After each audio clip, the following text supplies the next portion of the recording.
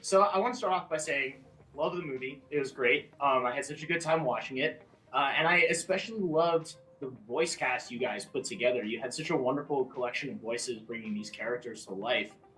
So I was curious, what was that process like in selecting, who was going to voice Jaeger and Searcher? I feel like Jake Gyllenhaal is such a wonderful everyman voice that fits that character really well. I especially love Jabuki Young White in his role. I just couldn't help but wonder how you guys landed on those actors for these roles. We have an amazing casting director named Jamie Roberts, who, after reading, I think, probably the first draft of the script, maybe just the treatment. It could have just been the treatment, yeah, probably.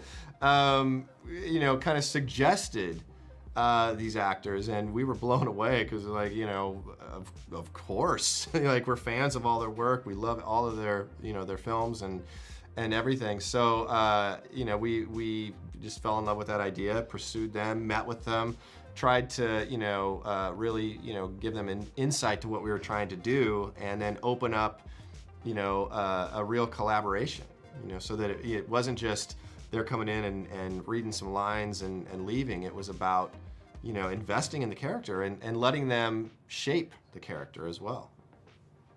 Yeah, I think that comes through in the movie really well.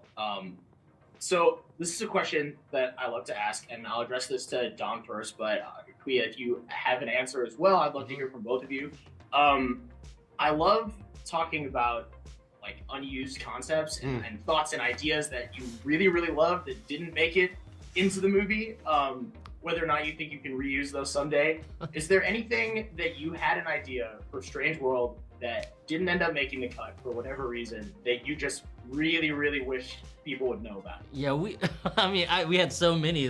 That's the joy of making one of these films. We get to play with a lot of different ideas, especially in the story stage. We had a series of deaths that we were murdering different characters throughout. There was a version of the movie where the whole crew was dead, and you had a feral Callisto at the end who was I'm enraged. I will destroy this place no matter what I do. And there's also other creatures that we had a much more barbarian type of Jaeger who killed a giant caterpillar monster at one point with his bare hands, which was really cool. So there's a lot of iterations of this film that was really fun to do. That was basically taking the same story we had, but just kind of ratcheting up in different ways. What if it was a lot more? If Jaeger was more barbaric, or Callisto was a lot more angry, or something like that.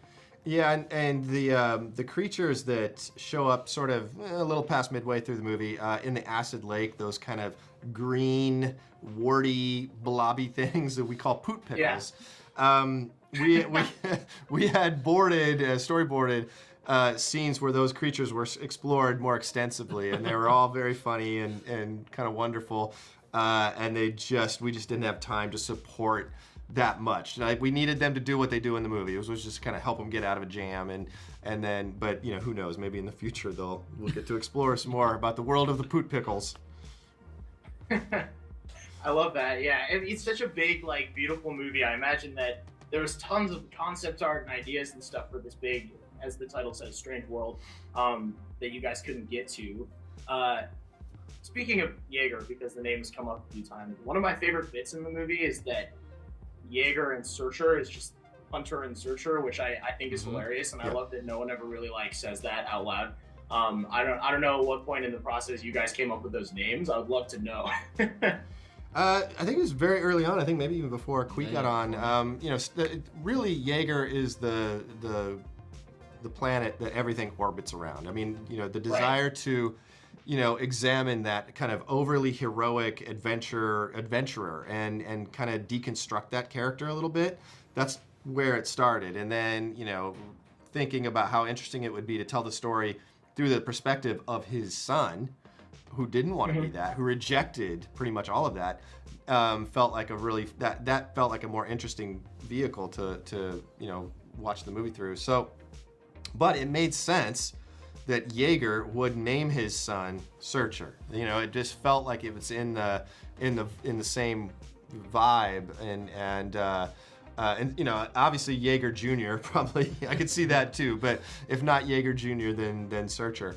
And I just liked what it evoked. It just made me, I just liked that feeling of, not knowing everything and that you're still seeking, and that's what this character was doing. Right. As someone whose name is Hunter, I got a really big kick out of that. I thought it was great. In the same spirit as my previous question about the unused material, is there anything in this movie that you really are hoping people would look for, like any hidden Easter eggs, like hidden Mickeys, any references to like previous movies that you would like? Yeah, I'll give this to Don and both of you guys. I mean, there's quite a few hidden Easter eggs throughout out the movie. I'm not gonna name you the places because that kind of like spoils the fun in finding them. But there's references and there's actual full-on characters from Big Hero 6, Ryan the Last Dragon, Atlantis. There's definitely hidden Mickeys. But Winnie the Pooh, even. So it's out there for you to find and to hunt for, but it's in there. I love that. Speaking of previous movies, I would be remiss, Don, if I didn't say that Big Hero 6 is a huge favorite of mine. I've loved it forever. Thank you. Yeah, no problem. I love it. I babysit this kid. I made sure she watched it. She loved it as well. It was amazing. While I have you here, is there any thoughts or ideas for like the future of Big Hero 6? I know you've probably been asked this a million times today, but I figured it was worth a shot. I appreciate the question. We barely just finished this movie, so I got nothing going on up here. That's fair. I just want to take a little time, let this one kind of soak in, because it was actually a very joyous process as well. But between Raya and Strange World, kind of back to back, needing a little break right now. So any thoughts of future stuff is getting kind of pushed to the wayside. We'll see. I love it. Something else I want to talk about within Strange World that I really liked is that this is a very eco-friendly movie, which I love. I love that as a theme. I love that as a message for like a younger generation and maybe an older generation that's taking their kids to go see this movie. Yeah. If there's anything from this film that you're really hoping people like take away and you really are hoping people go home and are thinking about for a little bit afterwards, because that is the beauty of movies, what would that be? I'll ask Lee first, and then Don, you can chime in as well. I mean, first and foremost, we want people to have fun. We want them to love the film and have a great time. But I mean, like if it allows them to have a conversation at home about maybe how they can be good ancestors to future generations, like what can they do, be a little bit more conscious about how they live on their Avalonia. I think that's a worthwhile conversation to have at home. But you know, that's always the goal.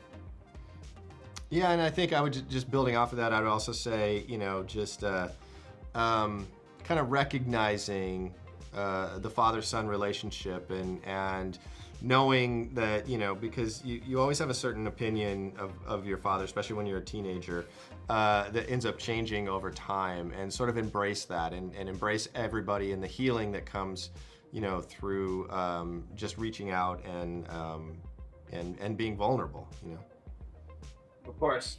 Yeah, and I think those are both beautiful messages, and I really did like walking away from this movie. That's what I've been feeling. My last question for you guys, again, I mentioned earlier, it's a big, beautiful, wonderful, strange world that you've created here. I know you've talked about like creature designs in your wonderful art department, but I was wondering how you guys came upon like the final aesthetic. Like, was there any guiding light in terms of designs, or did you just throw anything at the wall? I noticed there was a lot of like spheres in the Strange World. Yeah, I guess that would be one. It's a very broad aesthetic, which is just, organic and round. There's just not a lot of, hard edges or straight lines.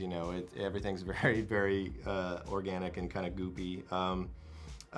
One term that kept coming up, and it kind of became a term for all of the VizDev, but it started with the Venture.